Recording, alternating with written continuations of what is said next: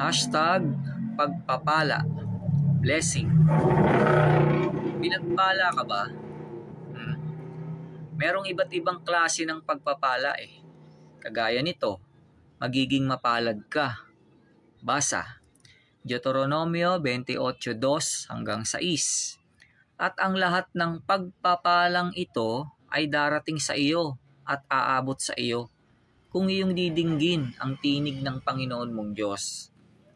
Magiging mapalad ka sa bayan at magiging mapalad ka sa parang. Magiging mapalad ang bunga ng iyong katawan at ang bunga ng iyong lupa at ang bunga ng iyong mga hayop, ang karagdagan sa iyong bakahan at ang mga anak ng iyong kawan. Magiging mapalad ang iyong buslo at ang iyong palayok.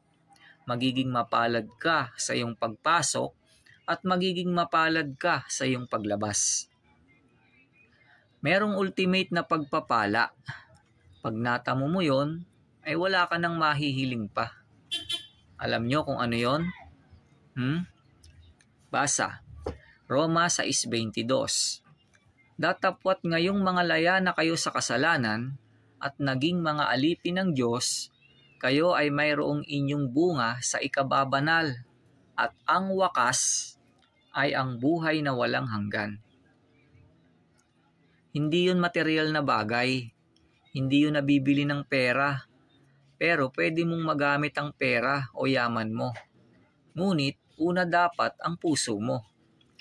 Basa, Efeso 6:6. Hindi ang paglilingkod sa paningin na gaya ng pagbibigay lugod sa mga tao, kundi bagkus gaya ng mga alipin ni Kristo na ginagawa mula sa puso ang kalooban ng Diyos. Yung mga mayayaman ay ginagamit nila ang lahat ng yaman nila para magkaroon pa sila nun. At may mga pagkakataong wala ring nagagawa ang kayamanan nila kahit ubusin pa nila lahat yon. Means, mas mahalaga pa kesa sa kayamanan sa lupa yung pagpapala na yon. Yun ay ang buhay. Basa, Marcos 8:36 hanggang 37. Sapagkat ano ang mapapakinabang ng tao na makamtan ang buong sanglibutan at mapapahamak ang kanyang buhay? Sapagkat anong ibibigay ng tao na katumbas ng kanyang buhay? Yung pagpapalang buhay na yon ay kagantihan yon sa sino mang tao na iibig sa Diyos ng buong puso, na siyang pagtupad sa kanyang mga utos sa pamamagitan ni Kristo. Kaya nga si Jesus ang magbibigay nun sa tao sa kanyang muling pagbalik eh. Basa, Judas 1:21.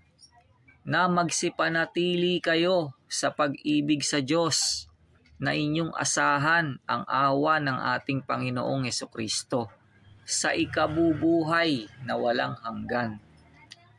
Mateo 22:37. At sinabi sa kanya, iibigin mo ang Panginoon mong Diyos ng buong puso mo at ng buong kaluluwa mo at ng buong pag-iisip mo. Unang Juan 5:3. Sapagkat ito ang pag-ibig sa Diyos, na ating tuparin ang kanyang mga utos, at ang kanyang mga utos ay hindi mabibigat. Alam nyo bang merong embodiment o sinisimbolo yung pagpapala na yon, na buhay na magpakailanman? Alam nyo kung sino? Si Kristo yon, yung buhay na walang hanggan o magpakailanman. Siya ang ultimate na pagpapala ng Diyos. Kung gusto nyong magkaroon ng Kristo, yung tunay na Kristo, dapat nasa iglesia ng Diyos, MCGI Church of God ka. Kasi dun siya nagpupuno eh. Mag-aral po kayo ng doktrina ni Kristo sa iglesia ng Diyos.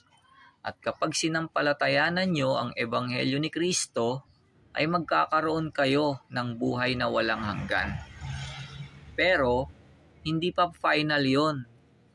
Pwede pang mawala sa iyo yon kapag hindi ka nagpatuloy at manahan sa aral ni Kristo.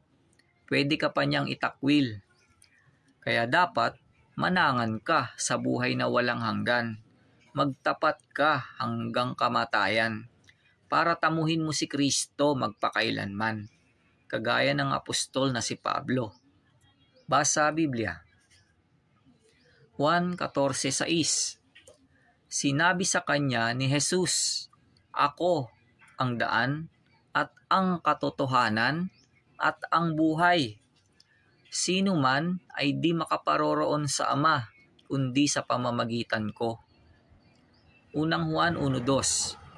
At ang buhay ay nahayag at aming nakita at pinatotohanan, at sa inyo'y aming ibinabalita ang buhay na walang hanggan, na kasama ng Ama at sa atin ay nahayag. Unang Timoteo 6:19. Na mangagtipon sa kanilang sarili ng isang mabuting kinasasaligan para sa panahong darating, upang sila'y makapanangan sa buhay na tunay na buhay. Mateo 11:28-29. Magsiparito sa akin, kayong lahat na nangapapagal at nangabibigatang lubha, at kayo'y aking papagpapahingahin. Pasanin ninyo ang aking pamatok at mag-aral kayo sa akin, sapagkat ako'y maamo at mapagpakumbabang puso, at masusumpungan ninyo ang kapahingahan ng inyong mga kaluluwa. Hebreo 3:6. Datapwat si Kristo, gaya ng anak, ay puno sa bahay niya, na ang bahay niya ay tayo, kung ating ingatang matibay ang ating pagkakatiwala at pagmamapuri sa pag-asa natin hanggang sa katapusan. Unang Timoteo 3:15. Ngunit kung ako'y magluwat ng mahabang panahon, ay upang maalaman mo kung paano ang dapat sa mga tao na ugaliin nila sa bahay ng Diyos, na siyang iglesia ng Diyos na buhay at haligi at saligan ng katotohanan. 2 Korinto 13:5. Siyasatin ninyo ang inyong sarili kung kayo'y nanga sa pananampalataya. Subukin ninyo ang inyong sarili. Hindi ba ninyo nalalaman sa ganang inyong sarili na si Hesukristo ay nasa inyo? Maliban na nga kung kayo'y itinakwil na. Unang Timoteo 6:12. Makipagbaka ka ng mabuting pakikipagbaka ng pananampalataya. Manangan ka sa buhay na walang hanggan, na dito'y tinawag ka at ipinahayag mo ang mabuting pagpapahayag sa harapan ng maraming mga saksi. Apokalipsis 2:10. Huwag mong katakutan ang mga bagay na iyong malapit ng tiisin. Narito, malapit nang ilagay ng dyablo ang ilan sa inyo sa bilangguan, upang kayo'y masubok, at magkakaroon kayo ng kapighatiang 10 araw. Magtapat ka hanggang sa kamatayan, at bibigyan kita ng putong ng buhay. 2 Timoteo 4:6-8. Sapagkat ako'y iniaalay na, at ang panahon ng aking pagpanaw ay dumating na. Nakipagbaka ako ng mabuting pakikipagbaka. Natapos ko na ang aking takbo. Iningatan ko ang pananampalataya. Buhat ngayon ay natataan sa akin ang putong na katwiran, na ibibigay sa akin ng Panginoon na tapat na hukom sa araw na yaon, at hindi lamang sa akin, kundi sa lahat din naman ng mga naghahangad sa kanyang pagpapakita. Apokalipsis 22:12. Narito, ako'y madaling pumaparito, at ang aking ganting pala ay nasa akin, upang bigyan ng kagantihan ang bawat isa ayon sa kanyang gawa. Filipos 3:8. Oo nga, At lahat ng mga bagay ay inari kong kalugihan dahil sa dakilang kagalingan ng pagkakilala kay Kristo Jesus na Panginoon ko. Naalang-alang sa Kanya'y tiniis ko ang kalugihan ng lahat ng mga bagay. At inari kong sukal lamang upang tamuhin ko si Kristo. Awit 133:3. Gaya ng hamog sa Hermon na tumutulo sa mga bundok ng Sion, sapagkat doon pinarating ng Panginoon ang pagpapala, sa makatwid bagay ang buhay na magpakailanpaman. Unang Juan 5:20. At nalalaman natin na naparito ang anak ng Diyos, at tayo'y binigyan ng pagkaunawa, upang ating makilala siya na totoo, at tayo'y nasa Kanya na totoo. Sa makatwid ay sa Kanyang anak na si Hesukristo.